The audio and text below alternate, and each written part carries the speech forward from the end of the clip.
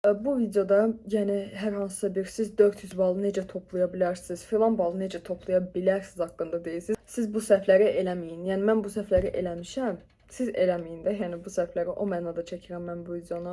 Əslən imtahan barədə, ümumiyyətlə din barədə çəkdiyim ilk və son videom idi. İmtahanlar barədə çəkdiyim ilk və son videom idi. Çünki kanalın məzmunu şəxsi inkişafla bağlıdır, idmanla bağlıdır, bunlarla bağlıdır. Amma mən ilk dəfədir bu. Hər kəsə salam dostlar. Mən Nəzrin Bağrova. Kanalıma və videoya xoş gəlmisiniz.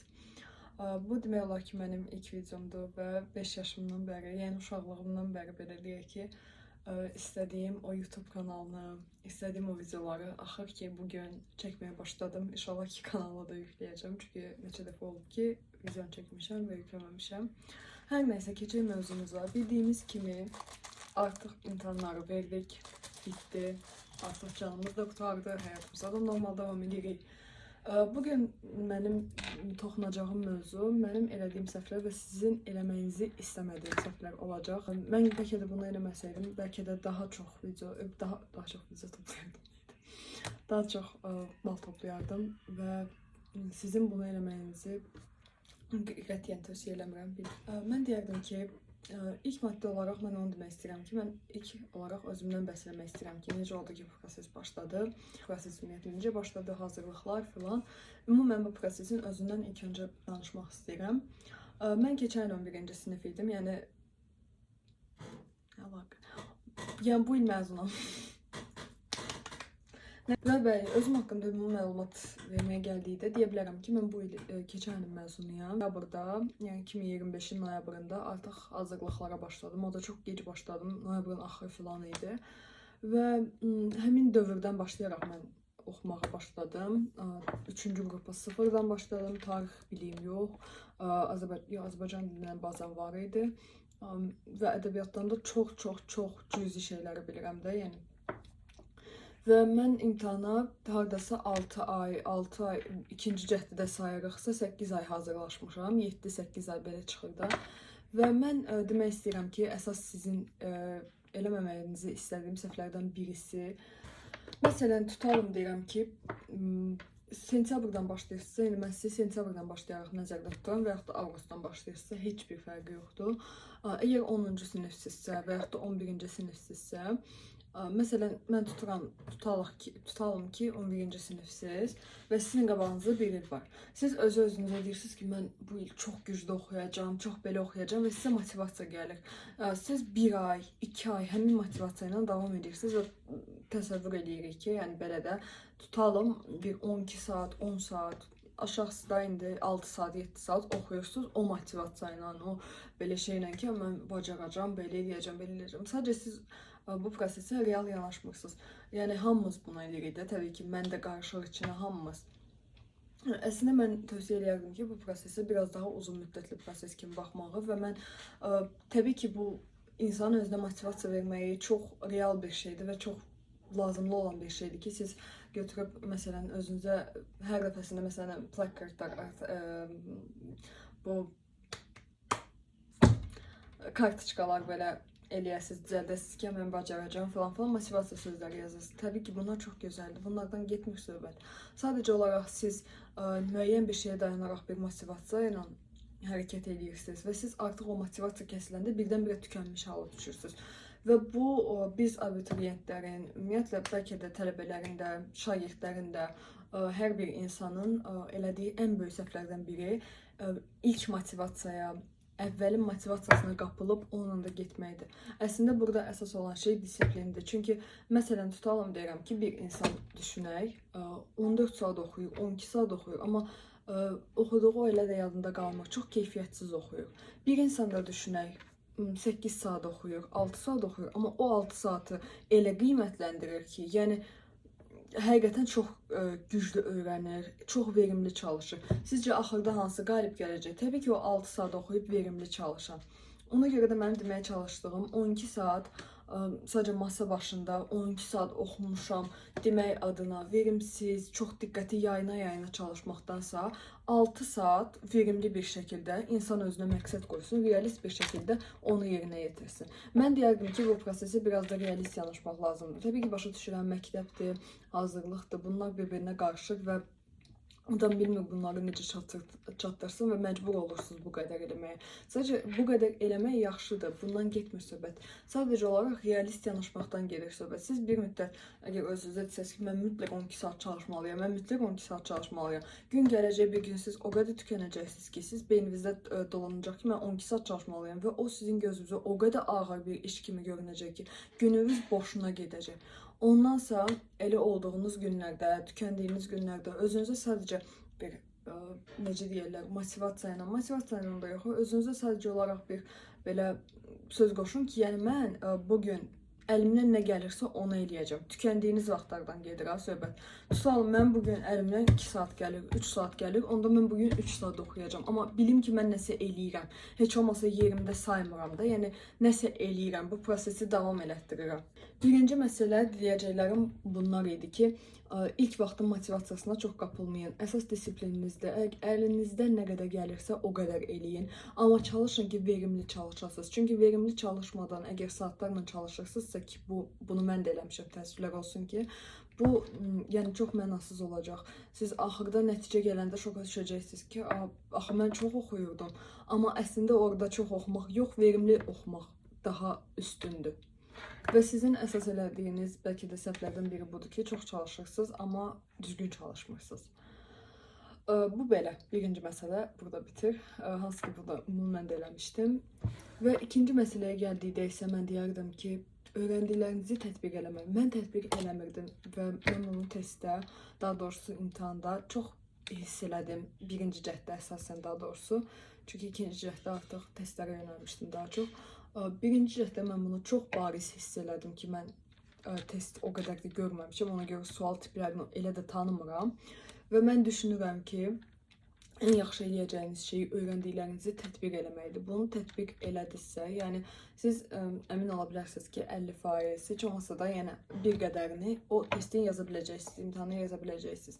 Çünki məsələn də siz tətbiq eləmədən, əgər sadəcə öyrənirsinizsə, sadəcə öyrənmə prosesindəsiniz, bu sadəcə pasiv bir oxumadır, başa düşürsünüz? Yəni bu, siz biraz daha, necə deyərlər, onları öyrəndiklərinizi tətbiq eləmirsinizsə, yəni o öyrəndiklərinizin heç bir mənası qalmır. Yəni siz sadəcə elə bilin ki, həyat bilgisi, yəni həyat bilgisi dərs olaraq da, yəni həyat üçün bilgi öyrənirsiniz sanki və bu siz əslində imtahan üçün öyrənirsiniz bunları və siz bunları testdə tətbiq eləməsəz, siz onları gedib yaza bilməyəcəksiniz.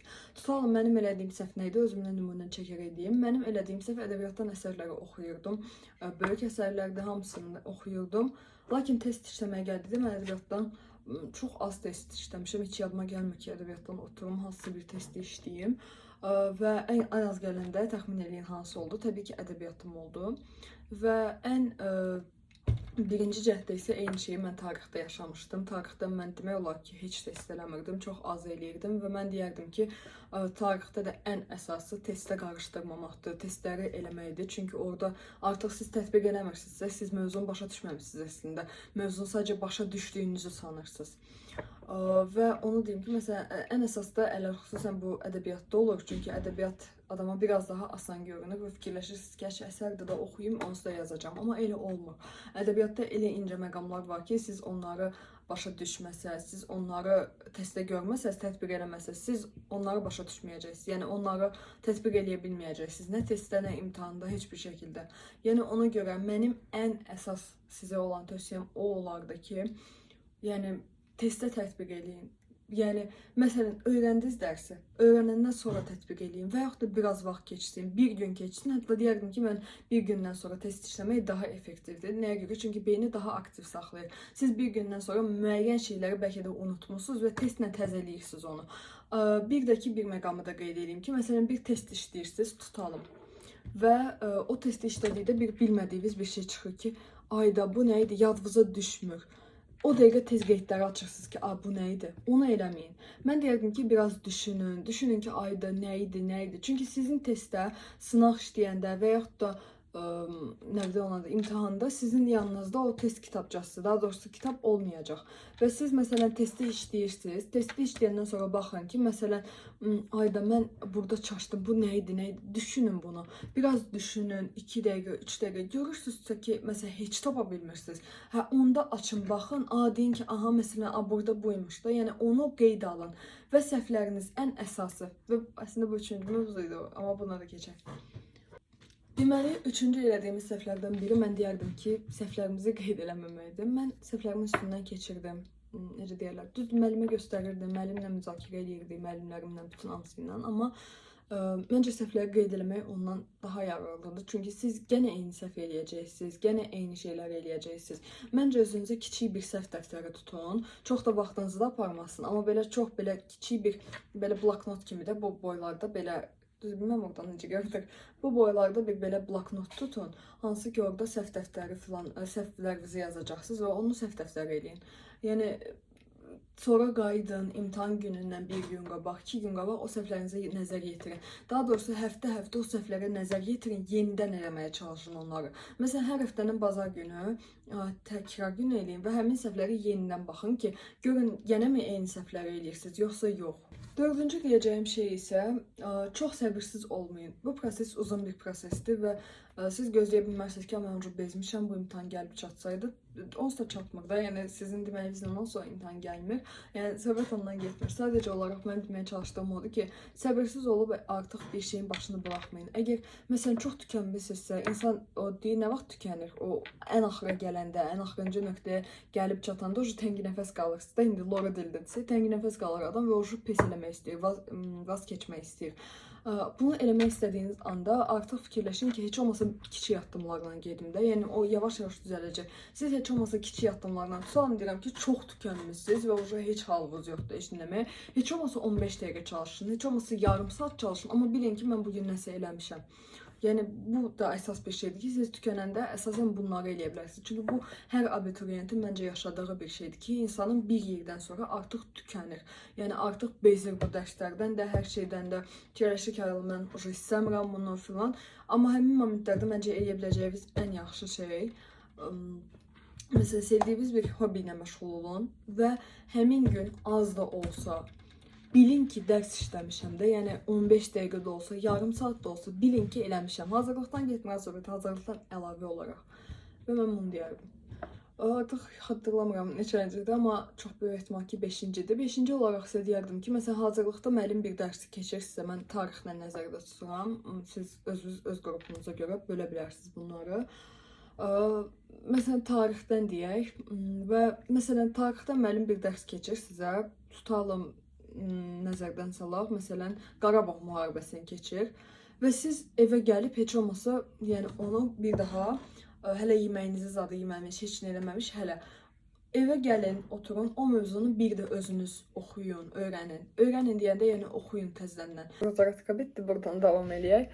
Belə deyim ki, siz məsələn də tutalım, əgər müəllim öyrənib, müəllim verib sizə dərsi, siz müəllim dərsdə olarkən müəllim sizə onu başa salır və siz orada pasiv şəkildə öyrənirsiniz. Yəni sizin orada aktiv elədiyiniz bir şey yoxdur. Müəllim məsələn öyrədir sizə. Siz sadəcə onu başa düşürsünüz. Amma siz evə gəlib onu oxuduğunuzda onun bünövrəsi daha yaxşı qoyulur. Ki məsələn siz bu mövzudan heç olmasa yaxşı bir anlayışınız var. Və məsələn sonra bir də ki, ən əsas tövsiyələrimdən biri 6-cı olur. Məsələn, biraz bu bir çox tələbədən, daha doğrusu bir çox abituriyentdən bunu eşitmişəm, yaxınlarımdan da eşitmişəm, çox insandan eşitmişəm ki, məsələn, yemək yedikdən sonra çox əlaqəsiz bir ola bilər, amma çox əlaqəsiz bir misal ola bilər, amma həqiqətən bu olur da, yəni. Məsələn, yemək yeyirsiniz və onunla sizə ağırlıq çökür və o ağırlıqla otura bilmirsiniz dərsə. Məsələn, siz yarım saat verin özünüzə, yarım saatdan sonra dərsə başlayın. Amma bilin ki, mən bu yarım saatdan sonra dərsə başlayacağam. Yəni, konkret olaraq özünüzə bir vaxt qoyun. 7-ci və son tövsiyəm olaraq mən onu deyərdim ki, çox sınaq işləyin. Sınaq həqiqətən çox işləyin. Çünki yəni sınaq həqiqətən çox fərq yaradır. Çünki siz məsələn tutalım deyirəm test toplusunda 150 dənə test işləyirsiniz. Onların hamısı ardıcıl olaraq eyni mövzudandırlar və eyni mövzudan olanlar Yəni sizin qabağınıza imtahanda çıxmayacaqlar. Siz sınaqda fərqli-fərqli mövzular görməsəz, siz imtahanda olanda belə çaşbaş qalacaqsınız ki, beyniniz elə bil ki, belə şoka düşəcək, şaşıracaq türklər demişdə, loru dildə desək. Və ona görə də məncə sınaq işləməyin də çox faydası var və ən əsası da məncə sınaq işləməkdir. Sınaqdır, əvvəlki qəbullardır, modellərdir, 20 sınaqdır. Bunlardır. Əsas mən deyərdim ki, dimin materialından işlədim. Çünki onsuz da düşən dimdən düşəcək də. Yəni dimin özünün verdiyindən düşəcək. Əlavə vəsaitlərə yəni əslində müraciət eləməli oluruq. Çünki Azərbaycan dilində tutalım deyirəm mətnlər azdır və onlar bir müddətdən sonra bitirlər. Ona görə müraciət eləməli oluruq. Amma mən yenə deyərdim ki, təkrar dim toplunu yenidən 2 dəfə, 3 dəfə bitirin. Çünki onsuz da düşən mövzu dimdən düşəcək. Bəli, bu mənim ilk videom idi və bu videonun da sonuna gəlmiş olduq. Əsasən dimdən danışdıq. Əsasən yox, hələ dimdən danışdıq. İmtahandan danışdıq. Və deyəcəklərim bu qədər idi. Bu mənim deyəsən imtahan barədə, ümumiyyətlə din barədə çəkdiyim ilk və son videom idi. İmtahanlar barədə çəkdiyim ilk və son videom idi. Çünki kanalın məzmunu şəxsi inkişafla bağlıdır, idmanla bağlıdır, bunlarla bağlıdır. Amma mən ilk dəfədir bu imtahan barədə çəkirəm. Çünki nəyə görə? Çünki imtahan təzə bitibdi. Yəni 3 gün təzə olubdu ki, bitibdi və mən ona görə bu videonu çəkdim. Yəni əslində bəlkə də avqustda artıq ixtisas seçimi başlayarkən yenə çəkərəm. Yəni ona görə tam son deyə bilmirəm, amma yəni kanalda bu tip videoları çox görməyəcəksiniz dərs haqqında filan. Ən çox şəxsi inkişafdır, daha çox psixologiyadır. Bu mövzu haqqında çox görə bilərsiniz. Belə, bir də ki, onu da qeyd edeyim ki, deməyi unutdum bayaq. Bu videoda yəni hər hansısa bir siz 400 balı necə toplaya bilərsiniz, filan balı necə toplaya bilərsiniz haqqında deyirsiniz. O balı necə toplamaya bilərsiniz, daha yüksək toplaya bilərsiniz haqqındadır. Nə mənada ki, yəni siz bu səhvləri eləməyin. Yəni mən bu səhvləri eləmişəm, siz eləməyin də. Yəni bu səhvləri o mənada çəkirəm mən bu videonu. Ümid edirəm ki, 1% də olsa, nə bilim, nə qədər də olsa yararlı olmuşamsa, hər birinizə təşəkkür edirəm bu videonu izlədiyinizə görə. Kanalıma abunə olub like eləməyi unutmayın. Ümid edirəm ki, bəyəndiniz videonu. Əgər bəyəndinizsə, kanalıma artıq yeni videolarda sizi də gözləyirəm. Belə, sağ olun.